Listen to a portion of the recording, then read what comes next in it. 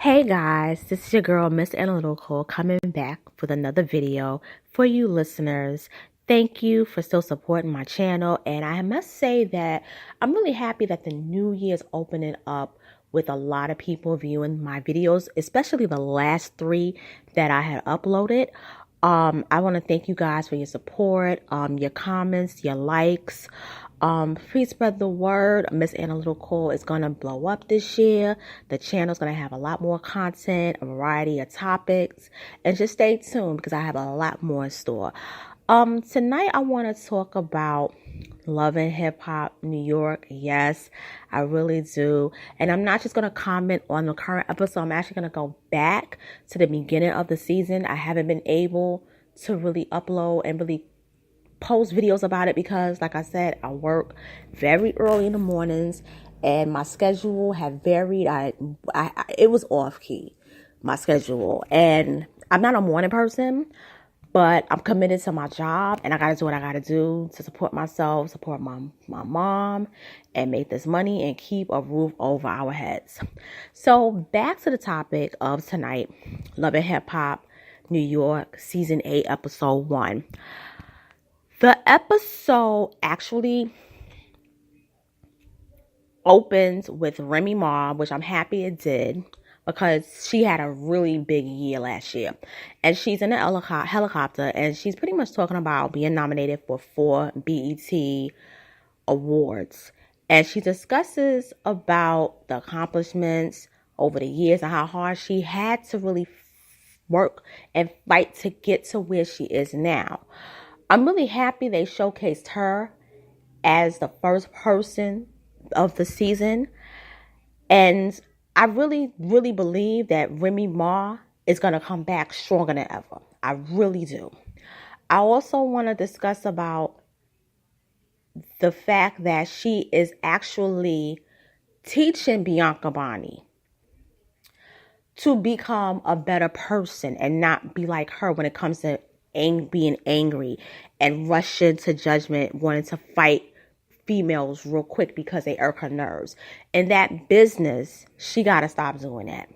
And that business, that could really ruin a lot of deals, and where a lot of people who have those connections don't want to work with her anymore. I do believe that Juju telling Remy Ma what Bianca did, I'm not going to say it wasn't her place, because it's like a 50-50 thing. She could have been trying to help her, but then she could have been also trying to spill some tea. I love Juju, by the way, so I'm not going to hold it against her. But it kind of seemed like she was more tattletaling than really kind of really trying to improve her ways. I do think Juju is a good person though. So with that being said, I'm going to move on to the next sequence within the whole event, which is Yandy, Remy, and Juju. So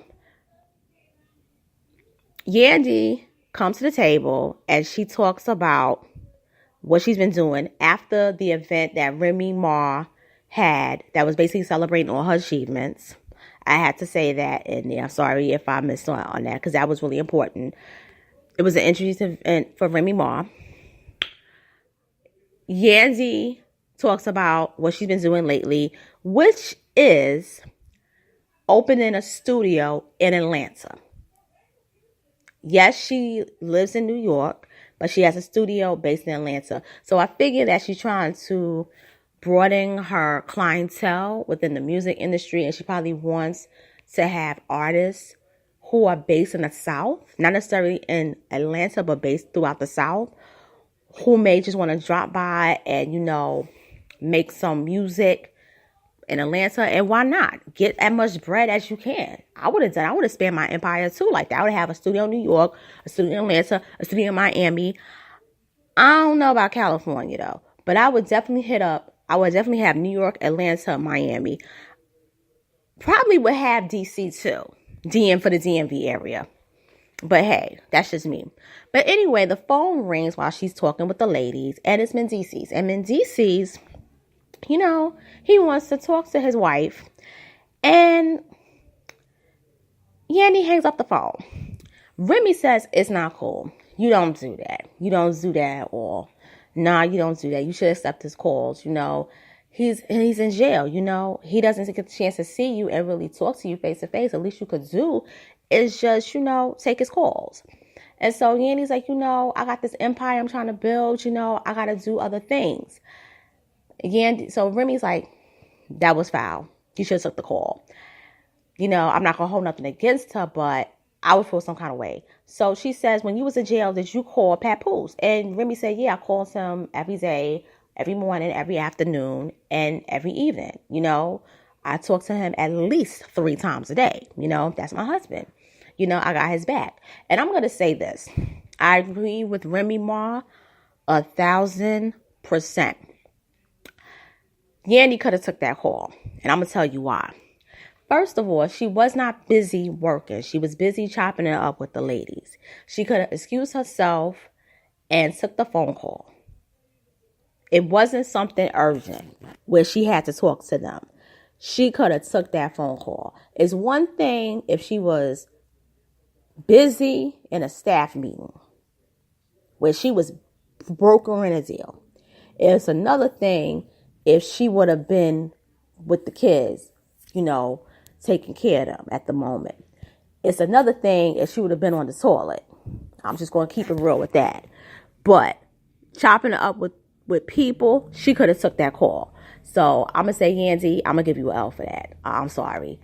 You're cool, but I got to give you an L for that because I would have been mad to him in DC's.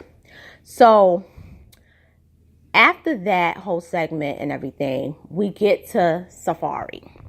Safari is chopping it up with Rich, Papoose, Snoop, and Self. And he's basically discussing why he has returned to New York after being in Hollywood for about 2 years. And it's basically because he can't take the women. The women are plastic. They only want to see a facade. They don't want to get to know the real him. In comes Walk Dream Doll. Now, I'm going to be honest with you. Dream Doll hasn't really got my attention like that in terms of her storyline, her plot line. But I do know Safari is intrigued by her. And he wants to get to know her. She is a pretty face. She is something that's eye-catchy. And she's young, She's very young. And she's an up-and-coming talent. Now, afterwards, we get to see his family interaction, which includes his mom, his 2 sisters, his mother Shirley, his 2 sisters Shaniqua and Samantha. It's very interesting that they all have S's.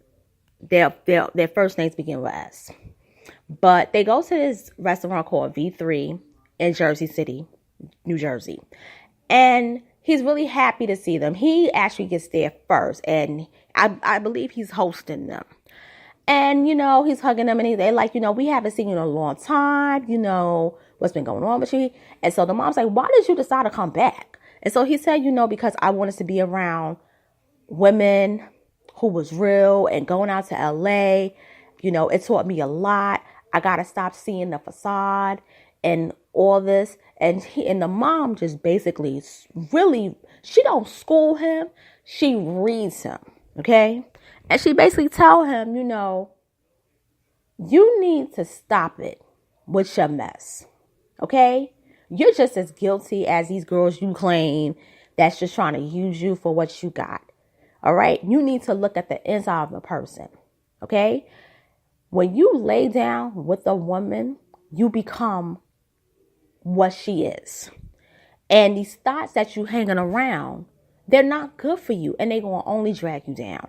And as your mother, I want to see you bring home a nice young lady because you ain't never brought one home. And the sisters, they all agreed with their mom. They all agreed. And it wasn't like they agreed in terms of being a hater about it, but they agreed in terms of, yeah, Safari, we never liked any of your girlfriends. And that includes, sidebar, that includes Onika Tanya Mirage, aka Nicki Minaj. They ain't like her either. That's the big gag of the whole episode, in my opinion. They never approved of Safaree being with her. Okay? Now, I like the mom. Okay? I like the mom. I believe she raised Safaree well. I believe she raised the two daughters well, because when you looked at them walk in, they carry themselves with dignity and pride. Yes, they dress very nice and beautiful, but they didn't walk in there like they were thoughts, you know? And I believe she's told Safaree this when he was young, but Safaree is chasing that dream. He's chasing entertainment and fame. And he's a very talented songwriter and rapper. We've seen that with Nicki Minaj kind of career. It's kind of tanking because he ain't really writing for her like that. That's a whole nother story. But to be honest, I believe Safaree is one of those guys that he's just intrigued by women based on the outside and not on the inside. And when he finally sees the plastic is empty, it's nothing to it but just plastic, it's kind of too late. So I'm going to say, Shirley Samuels, I hope to see you more in the series because you give a lot of good wisdom. And I'll honestly say I wouldn't mind seeing him have a spin-off reality show with his family. I really wouldn't. Okay, so now we're going to jump back to Bianca Bonnie, and Brittany T. Yeah. So we meet Brittany T. She's in the studio. She's an artist that Webstar, who, if you're not familiar with the Chicken Noodle Soup song, he was the producer.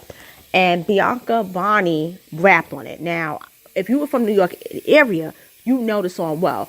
I love the song, danced to it for like over a year. It's a classic. It's a hood classic. So DJ Webstar tells Rich about this artist named Brittany T. Very dope, very talented lyricist, up and coming. And she should be a big name. However, what's holding her back is pretty much that it's sort of that whole hood image, you know, roughness. But it's definitely not her talent because she does have that. And she's a dope lyricist. I will say that. But the problem has been the conflict with her and Bianca. Now, in the second scene, Bianca does talk about the fight that she had with this girl named Brittany, who was basically beefing with her. They've been beefing for 10 years. And that's the person that Juju was saying, you know, Bianca was fighting. She got a hoodie. And she was wearing a hoodie. And she took it off. And she just started, like, rock beating up this girl. So it's pretty much this whole riff animosity because both of them are claiming that each other is biting off of each other's look and sound. And Brittany meets Rich and she tells him, you know, this girl, she's gutter. She's been trying to bite me, trying to be like me. She's trying to spit like me, trying to rhyme like me. She's trying to dress like me. So much took my image I work hard for. You know, she's just a gutter bum, you know, all these things.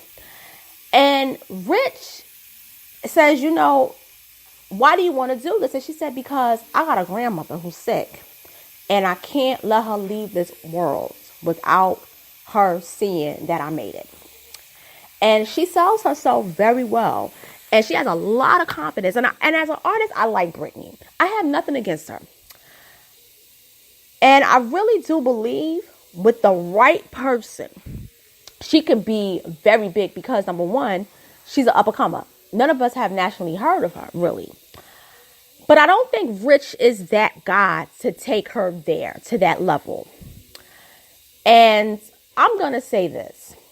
I personally feel as though Rich Dollaz, I don't think he could do it. I really don't.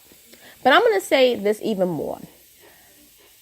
Bianca Bonnie and Brittany T, the only thing I can compare to them is that they from Harlem, they dark skin, and they rap. However, I don't think Bianca could have stole Brittany's image to the point because everybody's wearing blue hair, number one. Number two, Bianca Bonney has been in the industry when she was Little Bianca back in 2006 when they came out with Chicken Noodle Soup.